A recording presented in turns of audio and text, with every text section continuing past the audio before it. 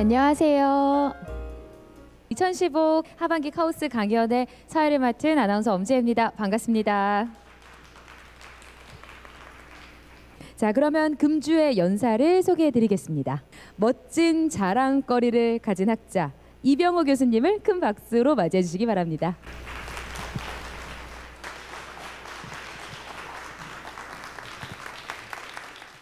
네, 제가 말씀드릴 주제는 메타물질이라는 것입니다. 그래서 강연은 세 부분으로 되어 있는데요. 먼저는 그 빛에 대해서 말씀을 드리고, 그 다음에는 메타물질의 원리에 대해서 설명을 드리고, 그 다음에는 메타물질이 어떻게 응용될 수 있는지, 특히 음굴절이라는 현상에 대해서 좀 더 자세히 설명을 드리려고 합니다.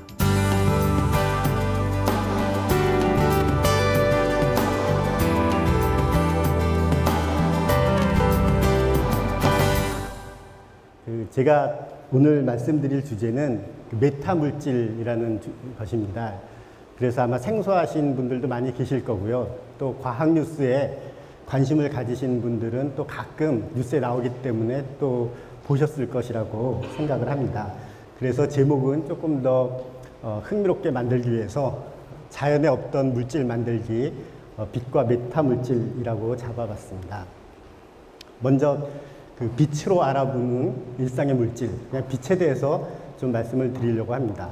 올해는 유엔이 정한 세계 빛의 해, 조금 더 정확히 말씀드리면 세계 빛과 광기술의 해입니다. 우리가 보는 그런 웹사이트, 외국에 있는 웹사이트를 접속할 때는 다 그 광통신호를 통해서 한다라고 생각하시면 되고요. 뿐만 아니라 우리 집에까지 요새는 이제 광섬유가 들어와 있고, 또 다니다 보면 지하 광 케이블이 매설된 곳이다라고 붙어 있는 그 표지판을 자주 봅니다. 그만큼 빛은 우리에게 실생활에 깊숙이 들어와 있습니다. 빛의 대표적인 성질 몇 가지를 말씀드리면, 첫 번째 생각나는 것은 빛의 반사죠. 저렇게 거울이나 유리 같은 데서 빛이 반사되는 것을 볼 수가 있습니다. 이것도 제일 쉬운 기하과학으로 설명을 하면 빛이 입사각과 반사각이 같게 반사된다, 이렇게 설명할 수 있는데, 어려운 양자광학으로 설명하면 빛이 입자들인데 가다가 예를 들어서 반사율이 70%다 라고 하면 빛의 입자 중에 열의 7개는 튀어나오고 3개는 투과해서 간다. 그런데 어떤 놈이 튀어나오고 어떤 것이 투과될지는 모른다. 이런 식으로 설명할 수도 있습니다. 또 굴절이 있는데요. 이렇게 유리판 안에 빛이 들어갈 때 꺾이는 것이죠. 렌즈도 굴절을 이용을 한 것입니다. 그거 말고 또 회절이라는 것이 있습니다. 순 우리말로는 그 애돌이라고도 하는데요. 빛은 그 파동의 성질을 가지고 있습니다. 그래서 여기에 보시면은 구멍이 있고 빛이 이렇게 평면파가 들어오는 것입니다. 그래서 하얀 부분은 그 파동이 센 부분을 말하고, 까만 부분은 파동이 약한 부분을 말합니다. 그래서 이러한 파동이 들어오는데 구멍이 하나 있으면 구멍을 통과하고 딱 그 구멍 자리로만 쭉 나가야 될 것 같은데 옆으로 빛이 퍼지는 것입니다. 이것이 회절 또는 애돌이입니다. 홀로그램 같은 데도 쓰이고요. 또는 이런 레이저 포인터에 어떤 조그마한 유리 같은 걸 끼면 이렇게 비쳤을 때 스크린에 화살표 같은 것이 나오는 걸 많이 보셨을 겁니다. 또는 스마일 그림 같은 거 나오는 거. 그러면 그 화살표를 축소해 놓은 패턴이 여기 있는 것이 아닙니다. 왜 그러냐 하면 여기 구멍의 패턴인데 멀리 가면 달라지잖아요. 그런 것처럼 여기에 이쪽 면에서 빛을 어떻게 변화시켜서 그것이 멀리 갔을 때 어떤 회절 패턴을 나타내는데, 그게 예를 들어서 이런 새우의 영상과 같은 이런 패턴을 만들고 싶다 하면은 여기에 어떤 패턴을 줘야 되느냐, 새우를 축소시켜 놓은 패턴이 아닙니다.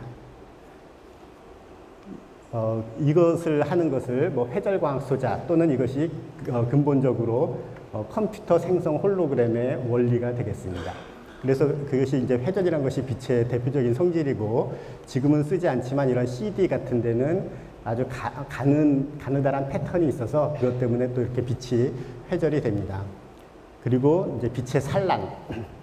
하늘이 파란색으로 보이는 것은 태양광 빨주노초 파남보 중에 이제 파장이 짧을수록 산란이 잘 되기 때문에 그렇습니다. 저녁 노을이 붉은 것은 산란이 잘 안 된 빛이 들어오기 때문에 그렇고요. 그래서 이런 것들이 또 안개 때문에 빛이 산란되는 것, 이런 특성들을 가지고 있죠. 그러면 빛이 물질 내에서 가는 속도가 공기 중이나 진공에서 가는 속도와 다르다면 얼마나 다른가 하는 정도를 나타내는 것이 굴절률입니다. 그래서 두 개의 물질이 붙어 있을 때 굴절률이 다르면 이것이 이렇게 꺾이게 되고, 여기서 보는 것처럼 이 패턴의 간격, 즉 파장도 달라지게 됩니다. 그래서 방금 말씀드린 것처럼 이렇게 돼요. 빛의 속도는, 어떤 물질에서의 빛의 속도는 진공에서의 빛의 속도 나누기 굴절률입니다. 진공에서의 빛의 속도는 얼마냐 하면은 1초에 10의 8승 미터 퍼 초, 30만 킬로미터 퍼 초입니다. 그래서 이게 이렇게 빨리 가죠. 그런데 결국 이제 n이 중요한 어떤 파라미터가 되는 것이겠죠. 자, 그래서 전자파에 대해서 조금 말씀드리겠습니다. 좀 어려우실 수 있는데요. 오늘 이것만 알고 가셔도 큰 상식을 확보하시는 거라고 생각합니다. 패러데이, 우리가 어렸을 때 위인전으로 패러데이를 많이 읽습니다. 패러데이를 많이 읽는 이유는 패러데이가 어려운 환경 속에서 공부를 제대로 배우지 못했지만 열심히 연구했던 사람이기 때문이죠. 그래서 패러데이가 뭘 발견했냐 하면, 어떤 위치에 자기장을 시간에 따라 변화시키면 그 주위에 전기장이 생긴다 하는 것을 발견을 했습니다. 그런데 그 당시 맥스웰이라는 사람은 아주 젊은 똑똑한 청년이었어요. 20대 교수가 됐습니다. 그래서 패러데이를 찾아가서 그 실험한 거를 다 보고, 이 패러데이 말은 믿어도 되겠다라고 생각을 합니다. 그리고 그 당시까지 알려져 있던 전기장, 자기장 이론을 다 검토하고 수식화를 했습니다. 그러면서 맥스웰이 발견한 것이, 패러데이가 말한 것과 반대되는 현상도 있어야 한다 하는 겁니다. 그게 뭐냐 하면, 어떤 위치에서 전기장이 변하면 자기장이 생긴다 하는 것입니다. 그러면 전기장이 변하면 자기장이 생기고, 그것도 변할 테니까 자기장이 변하면 전기장이 생기고, 그럼 그게 또 변하면 자기장이 생기고, 이게 계속 물리면 전기장과 자기장이 변화하는 패턴이 생기고, 그것이 전파돼 나가는 것, 그게 전자파입니다. 그래서 맥스웰은 전자장 이론을 확립하고 전자파의 존재를 예측을 했습니다. 그래서 전자파가 이렇습니다. 이게 가장 간단한 전자파인데요. 빛이 이러한 방향, 전자파가 이러한 방향으로 가고, 전기장이 이러한 방향으로 이러한 크기를 갖고 이제 진동을 합니다. 거기에 수직으로 자기장이 있고, 이러한 패턴이 쭉 같이 진행을 합니다. 진행하는 속도가 얼마냐? 이것도 맥스웰이 수식을 만들어냈습니다. 그래서 아까 말씀드린 것처럼 진공에서는 초당 30만 킬로미터, 물질 내에서는 그 속도 나누기 굴절률, 이것도 맥스웰이 알아냈고, 빛도 전자파의 한 가지 종류일 거다라고 예측을 했습니다. 그런데 맥스웰은 전자파가 실험적으로 발견되는 것은 보지 못하고 죽었습니다. 전자파를 실험적으로 발견한 사람은 누구죠? 예, 헤르츠입니다. 그래서 우리가 교류의 단위 헤르츠를 쓰는 건 그 사람 이름을 따서 쓰는 거고요. 맥스웰이 지금 살아난다면 깜짝 놀랄 거예요. 지금은 전자파가 넘치는 세상에 살고 있습니다. 우리 휴대폰 다 전자파 쓰지 않습니까? 그래서 그 굴절률이라는 것은 루트 유전율 곱하기 루트 투자율이라는 것으로 나타납니다. 그럼 이게 뭐냐? 이게 좀 어려운 이야기인데 뒤에 말씀을 드리도록 하겠습니다. 그래서 방금 말씀드린 것처럼 이게 파동인데요. 파동이 쭉 갈 때 속도는 파장의 거리를 가는데 걸리는 시간, 주기로 나눈 것입니다. 또는 1초 동안에 몇 개의 주기가 지나가느냐 하는 것이 주파수입니다. 그래서 파장 곱하기 주파수라고 볼 수가 있습니다. 이것은 전자파는 아니고 어떤 구슬들을 매단 거를 이렇게 흔드는 것입니다. 그런데 이쪽하고 이쪽에 구슬의 무게가 다르고 구슬을 엮은 줄의 탄성이 다릅니다. 그러면 이렇게 파장이 달라지는 걸 볼 수가 있습니다. 그리고 속도도 달라지는 것을 볼 수가 있습니다. 그런데 주파수는 똑같습니다. 1초에 몇 번 진동하느냐 하는 것은 똑같습니다. 비슷하게 전자파 또 빛은 이게 이제 전자파가 전달될 때 어떤 물질 내에서 전자가 얼마나 빨리 반응하는가에 따라서 그러한 속력이 달라지고 파장이 달라지게 됩니다. 이게 이제 유전율이라는 걸 설명해 드리기 위한 것인데요. 이 원자를 보여주고 있는데 양성자가 있고 그 주위에 전자가 있습니다. 전자는 어디 있는지 모르고 이렇게 확률적으로 그 확률 분포를 이렇게 구름처럼 나타냈습니다. 구름이 진한 곳에 전자가 더 있을 확률이 큰 겁니다. 그런데 외부에서 전기장을 주면 이렇게 전기장 방향이 이와 같이 생긴다 그러면 음의 전하는 이쪽으로 끌립니다. 그래서 원자핵은 여기 있는데 전자는 이쪽 방향으로 더 끌리게 됩니다. 반대로 전기장 방향이 바뀌면 전자는 이쪽으로 끌려가게 됩니다. 그러면 두 가지를 생각할 수가 있습니다. 빛은 전자파니까 전기장을 가지고 있어요. 그러니까 빛이 들어오면 전기장이 있으니까 얘가 이렇게 움직이겠다 하는 겁니다. 그리고 빛은 파동이니까 전기장이 막 이렇게 진동하잖아요. 전기장이 이렇게 됐다 진동을 하니까 이게 따라서 움직이겠다 하는 것입니다. 그러면 이 전기장이 진동하는 게 아주 빨리 움직여도 얘가 따라가느냐, 느리게 움직이면 따라갈 것 같고 아주 빨리 움직이면 못 따라갈 것 같은데 그렇냐 하는 것이 있고요. 또 하나는 여기에 공진주파수라는 것이 있습니다. 얘 두 개로 된 이러한 어떤 시스템에서 얘가 잘 움직일 수 있는 특정한 그러한 주파수가 있습니다. 그거와 잘 맞느냐, 거기서 멀어지느냐, 그 외부에서 들어가는 전기장이 바뀌는 주파수가 그런 것들이 영향을 줍니다. 그리고 또 한 가지 볼 수 있는 것은 전기장이 이렇게 생기면 여기 양전화, 음전화가 있으니까 여기 전기장은 얘가 만든 전기장은 반대 방향으로 있죠. 그럼 원래 전기장을 좀 상쇄시키죠. 따라서 외부에서 전기장이 들어가면 얘가 이렇게 갈라지면서 또 전기장을 만들고 전체 합계 전기장에 영향을 줄 거다 하는 것을 생각할 수 있습니다. 그래서 방금 제 동영상이 있었는데요.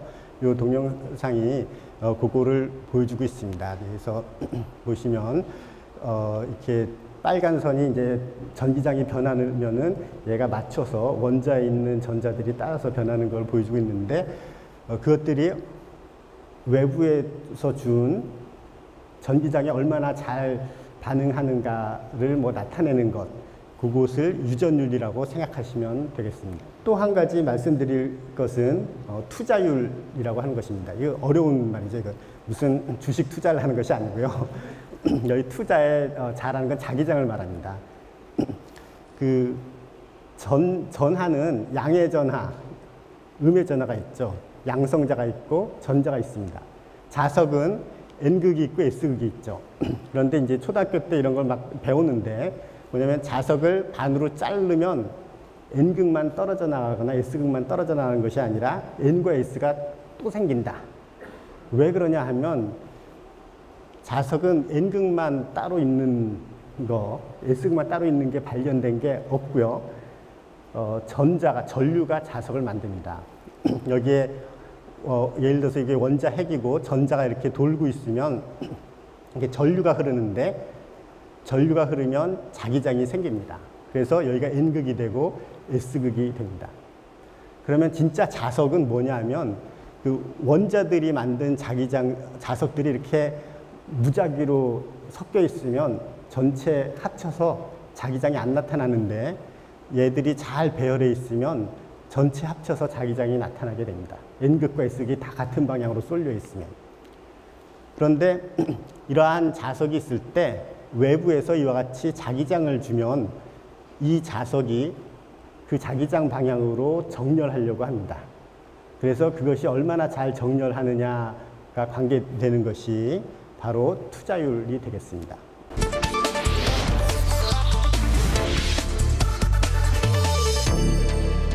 그래서 메타물질에 대해서 그러면 말씀을 드리겠습니다. 자, 아까 빛이 공기 중에서 어떤 물질 내로 들어갈 때 굴절된다라고 말씀을 드렸습니다. 꺾입니다. 속력이 다르기 때문에. 그런데 그 물질도 굴절률이 큰 물질과 작은 물질을 이렇게 교대로 놓으면 또 여기서 이렇게 갈 때 또 꺾이고 합니다. 이 부분과 이 부분에서 다 속력이 다르기 때문에 이렇게 꺾입니다. 그런데 빛은 파동이라고 했으니까 아까 말씀드린 파장이 있습니다. 이 층을 점점 얇게 만들면 이렇게 꺾이는데 이 층 두께가 더 얇아져서 파장보다 작아지면 빛이 그거를 한꺼번에 느낍니다. 한꺼번에 느낀다 하는 말은 이 전체가 어떤 효과적인 물질처럼 느끼고 그 빛이 요 한 가지를 구별해서 느끼지를 못하고 통째로 뭔가 어떤 물질이 있다라고 느껴서 갑니다. 그러니까 파장보다 작으니까요. 그래서 요것은 이제 한 가지 예인데요. 이렇게 구멍들을 뚫어놓고 밑에서 빛을 준 겁니다. 요게 이제 보시면 구멍들을 뚫어놓고 밑에서 빛을 줬는데 요 구멍이 촘촘하면 마치 그냥 지나가는 것처럼 보이는데 이 구멍 간격이 좀 크면 여러 가지 영향이 나타납니다. 그래서 뭐 이상한 패턴이 되죠. 일부가 반사도 되고 일부가 투과되고 해서 뭐 이상한 패턴을 만들어냅니다. 그리고 투과되는 것은 여러 방향으로 회절이 되기 때문에 이상한 패턴이 됩니다. 그래서 한마디로 말씀드리면 빛은 그 자기의 파장보다 작은 변화는 잘 구별하지 못한다 하는 것입니다. 이 이상한 구조죠. 여기 어떤 금속 막대가 있고 금속 고리가 이렇게 이게 끊긴 고리가 이렇게 C자 모양으로 두 개가 겹쳐져 있습니다. 그런가 하면 그 여기는 어떤 그 금속 구조물 같은 것이 이렇게 나선형으로 만들어져 있습니다. 또 이건 3차원으로 뭐 이상한 이런 C자 모양의 고리 패턴들이 들어가 있죠. 빛이 간다 또는 전자파가 간다라고 했을 때 전자파의 파장이 이러한 그 주기적으로 만들어 놓은 요 구조물의 간격보다 훨씬 길면은 그러한 전자파는 얘들을 일일이 하나씩 느끼지를 못하고 아까 뭐라고 그랬습니까? 통째로 느낍니다. 요것처럼 통째로 어떤 뭔가 물질이 있다라고 느끼게 됩니다. 그래서 그렇게 하겠다 하는 그러한 아이디어가 되겠습니다. 우리가 뭔가 구조물을 만들자는 거예요. 근데 그 구조물은 우리가 지금 존재하는 원자들 가지고 만들어야죠. 예를 들어서 아까 보여드린 뭐 구리의 막대기나 구리의 링 같은 거, 그걸 구리 가지고 만들어야죠. 그러니까 당연히 그 구조물의 하나의 크기는 원자 크기보다는 훨씬 큽니다. 하지만 전자파의 파장이 우리가 이렇게 만든 구조물보다 더 크다면 그 전자파는 얘들을 하나하나 느끼기보다는 얘들이 어떤 효과적인 영향을 주는 그러한 물질로 느낍니다. 그렇게 만드는 것이 바로 메타 물질이 되겠습니다. 그러니까 이것을 좀 멋있게 이렇게 표현하는 말은 어떤 인공적인 원자를 만든다라고 하는 것인데 뭐 그 진짜 원자를 그렇게 작게 만든다는 뜻은 아닙니다. 우리가 자연에 존재하는 물질은 마음대로 이러한 그 특성 곡선을 우리가 막 이동시킬 수 없는데 이렇게 사람이 디자인해서 사람이 설계해서 만드는 것은 우리가 이 특성 커브를 마음대로 원하는 대로 이동시킬 수가 있습니다. 그래서 음굴절이라는 걸 만들 수가 있습니다. 음굴절 뭐냐 하면 아까 굴절률이 이렇게 된다고 했죠. 근데 만약 유전율이 음수면 이것이 허수가 되고 투자율이 음수면 이것이 허수가 돼서 허수 곱하기 허수하면 마이너스 음수가 됩니다. 굴절율이라는 값이 음수가 되게 할 수가 있습니다. 어떻게 하냐 하면 유전율과 투자율을 동시에 음수값을 갖도록 메타물질을 만드는 것입니다. 그래서 그러면 어떤 일이 일어나느냐 하면은 이 동영상이 이제 다시 한번 플레이를 하면요. 요 가운데 층이 음굴절 물질입니다. 그러면 여기서 파동이 이쪽에서 거꾸로 오는 것 같아요. 그런데 빛이 꺾이는 게 반대 방향으로 이렇게 꺾입니다. 보통 물질에 빛이 들어가면 이렇게 들어가서 이쪽으로 꺾이는데 반대 방향으로 또 꺾이고 다시 통과해서 이렇게 나가고 이 파동이 이 파란색 부분, 빨간색 부분은 이제 전기장이 양수인 부분, 음수인 부분을 뜻합니다. 그래서 이렇게 파동이 진행해 가는데 여기는 반대 방향으로 진행해 온 것처럼 되어 있는데 뭐 에너지는 실제 이렇게 전달이 됩니다. 그리고 이러한 음굴절 물질을 만든다면 그래서 유리컵에 채우면 이렇게 보이게 됩니다. 자, 놀라지 마십시오. 이거 아직 없습니다. 이렇게 할 수 있는 거예요. 실제로 이렇게 이거는 이제 가상적인 컴퓨터 그래픽으로 만든 그런 조작된 영상 그림입니다. 그래서 착각은 하시지 마시고요. 그래서 마치 여기서 보면 거꾸로 진행하는 거니까 시간이 뒤집힌 것과 같은 효과도 나고요. 예. 그래서 음의 굴절각이라는 것은 이게 굴절되는 각도가 반대 방향으로 된다는 뜻이 되겠습니다. 메타물질이란 건 요 유전율하고 투자율, 이 그리스 문자로 쓴 요 입실론하고 뮤를 좀 맘대로 조절하는 겁니다.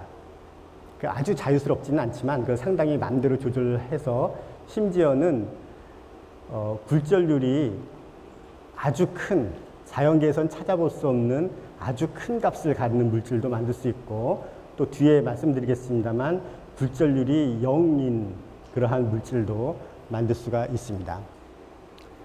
그래서 음굴절이 뭐 그렇게 대단한 거냐 하면 뭐 신기한 현상을 만들 수가 있는데요. 먼저 그 아베라는 사람이 있었습니다. 일본 사람 말고요.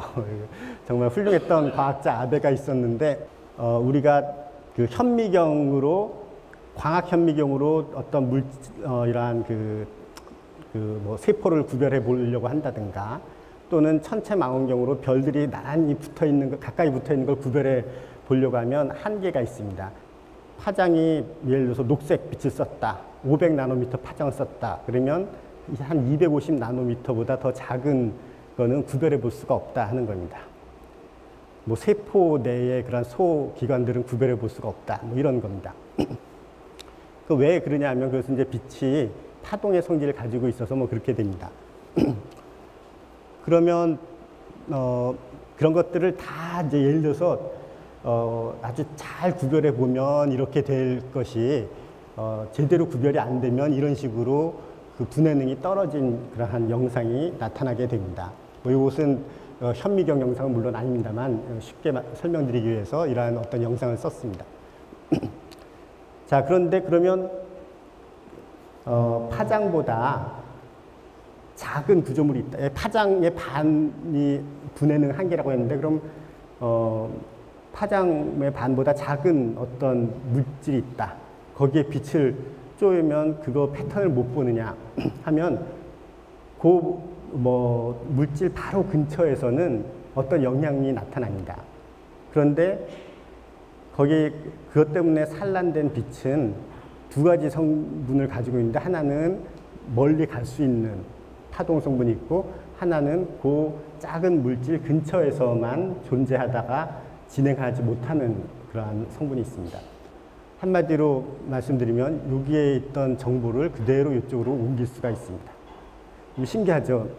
보통 렌즈는 일단 곡면을 가지고 있는데 이거는 곡면이 아니라 평평한데 그런 일을 할 수가 있는 것이고요. 또 말씀드린 것처럼 이렇게 감소하던 파도 다시 증폭을 시킬 수가 있는 이러한 아주 독특한 성질을 가지고 있습니다. 아베의 한계라고 하는 이러한 광학 현미경 한계를 극복할 수 있는 하나의 방법입니다.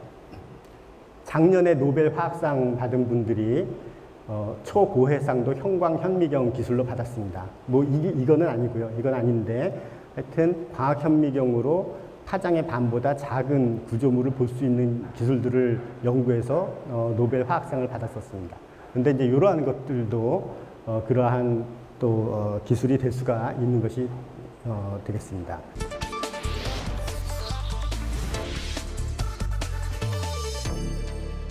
예, 뭐 지금까지 메타 물질의 원리를 좀 설명드렸고 음굴절 물질을 말씀을 드렸습니다.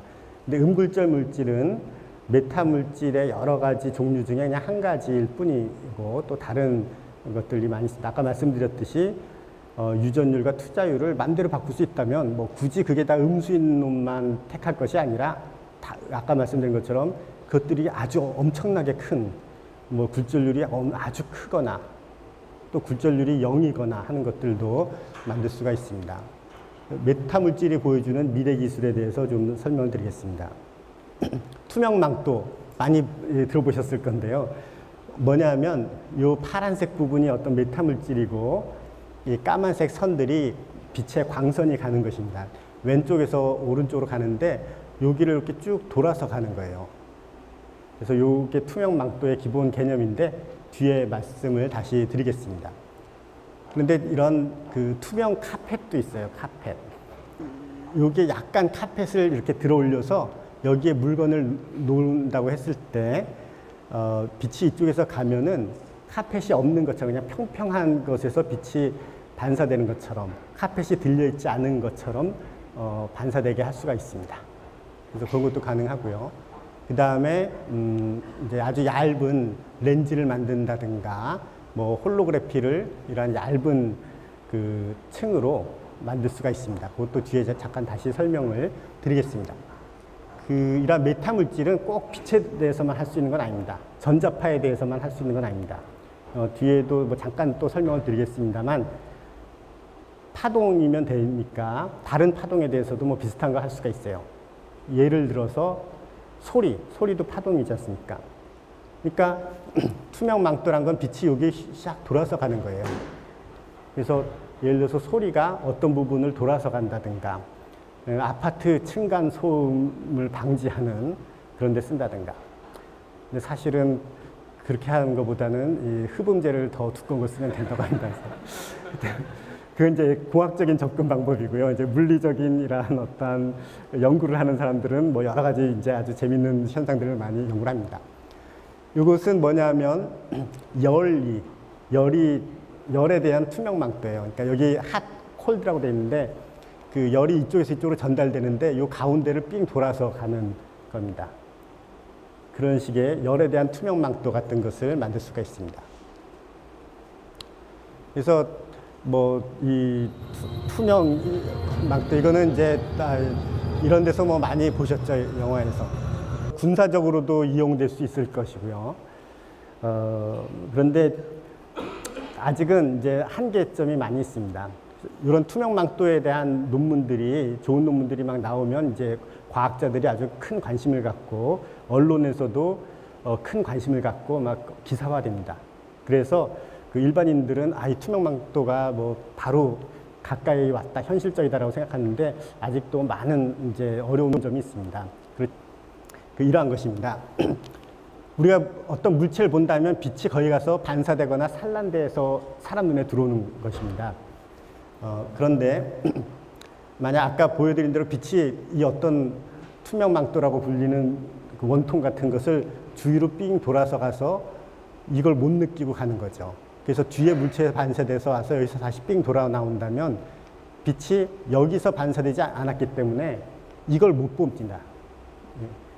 재밌는 예가 신기루입니다. 뭐 저는 사막에 가보진 않았습니다만 사막에서 신기루는 이 태양 그 광 때문에 이제 사막의 이 지표가 뜨거워지고 하니까 지표 근처에 공기가 있고 또 점점 올라가면서 공기들이 있는데 그 공기들의 밀도가 달라져서 공기의 굴절률이 요 층마다 이렇게 달라집니다. 그래서 빛이 가다가 빛이 내려가던 빛이 지표 근처에서 이렇게 휘어서 옵니다.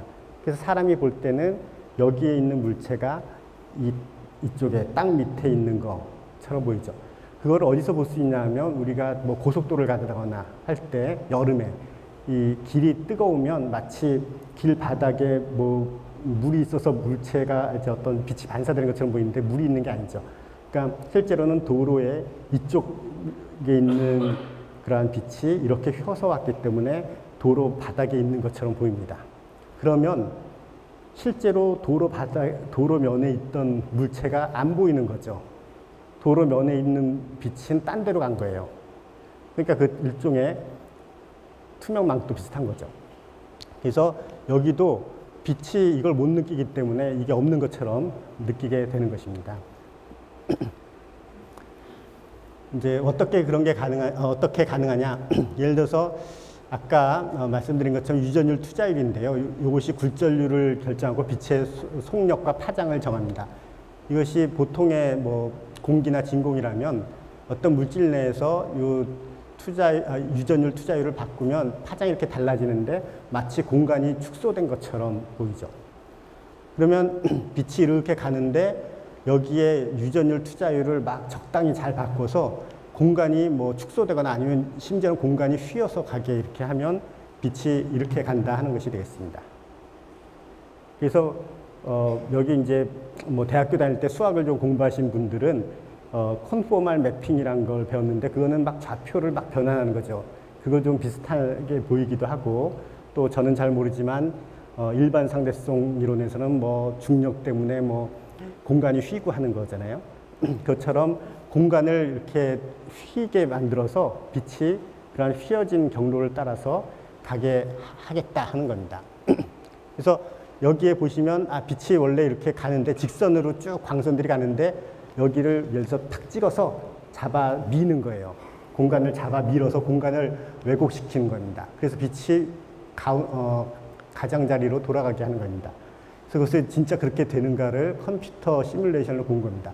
파동이 이렇게 가는데 여기를 돌아서 이쪽으로 가는 거를 볼 수가 있습니다. 그런데 뭐 이런 거를 이제 막 이야기하면 똑똑한 학생은 뭐 질문을 합니다. 그러면 빛이 이렇게 휘어서 가면 이쪽으로 여기서 가는 빛보다 이쪽으로 더 먼 거리를 가는 거는 더 빛의 속도가 더 빨라지냐? 그러면 그거 이상하지 않냐 하는 겁니다. 근데 이래서 이렇게 되는 걸 볼 수가 있죠. 네. 그래서 이것을 아까 파장이 긴 마이크로파에서는 이러한 구조물을 가지고 실험을 했습니다. 가시광선에서는 이 구조물 만들기가 어려워서 먼저 실험이 됐던 게 이러한 마이크로파에서 됐습니다. 그런가 하면 이것이 이제 주파수에 따라서 유전율 또는 투자율 그림인데 예를 들어서 유전율이 0이다 라고 하면 아까 굴절율은 루트 유전율 곱하기 루트 투자율 했으니까 굴절율이 0이 돼버리는 겁니다. 굴절율이 거의 0이 돼버리면 여기서 파동이 이렇게 양의 전기, 음의 전기장을 갖는 것들이 갑자기 휙 지나가는 것처럼 보입니다. 굴절율이 0인 물질에서는 빛의 이러한 위상이 달라지지 않고 그냥 휙 지나가 버리는 그런 것들이죠. 그래서 이게 싹 지나가는 속도는 진공에서의 빛의 속도보다 빠를 수가 있는 거죠. 그래서 뭐 현재 이런 가시광 대역에서는 유전율이 0에 가까운 물질도 실험이 됐습니다. 이러한 메타 물질을 만드는 것은 파장보다 작은 어떤 구조물을 가지고 그런 빛이 느끼는 어떤 성질을 변화시키는 거죠. 그래서 이게 빛의 어떤 파동 방정식인데 뭐 이런 이제 전자파의 파동 방정식입니다. 근데 그런 거 말고 다른 방정식들도 어떤 파동 방정식이 똑같은 형태는 아니지만 비슷한 형태의 파동 방정식들이 있으면 거기에 맞게 또 특성들을 만들어서 할 수가 있습니다. 그렇게 하는 것이 아까 말씀드린 것처럼 어쿠스틱 메타 물질이라고 하는데 음향 메타 물질 이런 것들 소리는 파장이 길기 때문에 훨씬 만들기가 쉬워요. 그러니까 뭐 이러한 막 구조물을 만들어 갖고 소리에 대해서 어떤 영향을 주게 합니다. 그래서 소리가 돌아가게 한다든가 소리 투명망토죠. 아니면 소리가 완전히 흡수되는 거 그러니까 흡음재인데 그걸 얇게 하면서 만드는 거라든가 이런 것들이 가능하고 아까 말씀드린 것처럼 열 메타 물질 이런 것도 가능합니다. 또는 뭐 반도체 예를 들어서 기판에서 열이 여기 막 나서 이쪽으로 가는데 이 부분은 특별히 열에 취약하기 때문에 뭐 보호를 하려면 예를 들어서 여기에 열 메타 물질로 만든다든가 하는 겁니다. 또 논문이 나오는 거, 과학자들 논문 나오는 거는 별별 아이디어가 다 있습니다. 예를 들어서 지진 메타 물질입니다. 지진파의 메타 물질. 지진파가 내 아파트를 돌아서 가서 다른 아파트를 덮치도록 하는 또는 헤일, 쓰나미의 메타물질 같은 것도 있고요. 심지어는 뭐 이러한 전자파가 아니라 뭐 전자 같은 이러한 물질파의 메타물질 이런 아이디어들도 논문으로 내고 있습니다. 그래서 우리나라에서 메타물질은 연구하고 있냐? 크게 연구하고 있습니다. 그래서 지금 1년 정도 됐는데 우리나라에 이제 글로벌 프론티어 사업단이라는 데가 이제 한국기계연구원에서 주축이 되고 많은 대학 교수님들과 연구소들이 참여해서 하고 있습니다. 그래서 세계적으로도 이렇게 많은 곳에서 중요한 이제 차세대 연구 분야로 육성을 하고 있고 또 스텔스가 있습니다. 말씀드리지 않은 것 중에 하나가 스텔스. 그 스텔스기처럼 어떤 특정한 그 특정한 전자파에 대해서 투명 망토를 만드는 거죠. 그래서 그런 국방 관련돼서도 많이 연구를 하고 있습니다.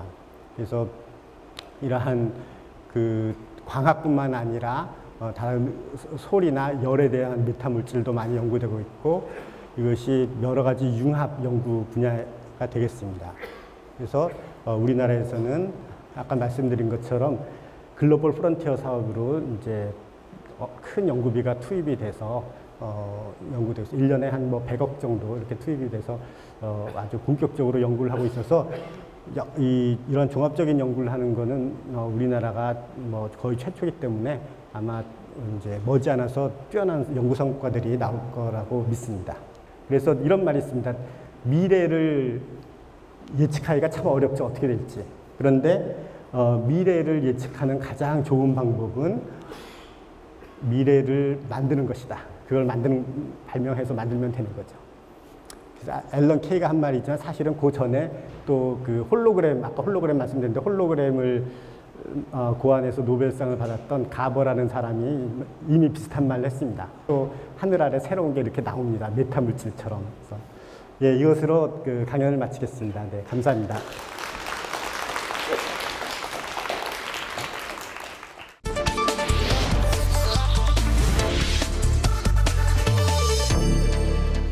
자, 9번째 강연이 이제 마무리가 됐고요. 이제 마지막 강연 한 강연만 남았습니다. 다음 주 강연은요. 카이스트 산업디자인학과의 석현정 교수님 나오시고요. 전에 패널로 나오셨었던 교수님 기억하고 계시죠? 그래서 빛, 색을 밝히다라는 주제로 이야기를 나눕니다. 마지막 강연이라서요. 패널분들이 굉장히 또 독특합니다. 패널로는 복병준 특허 디자인 전문 변리사와 또 지호준 사진 작가님을 모셨습니다. 조금 더 재미있는 과학 이야기를 할 수 있을 것 같은데요. 젊고 예술적인 분들이 패널로 등장하신다고 하니까요. 많은 기대해 주시고 마지막 유종의 미를 잘 거두어 주셨으면 좋겠습니다. 자, 그러면은 오늘 준비한 내용은 여기까지입니다. 끝까지 함께해 주신 여러분 고맙습니다.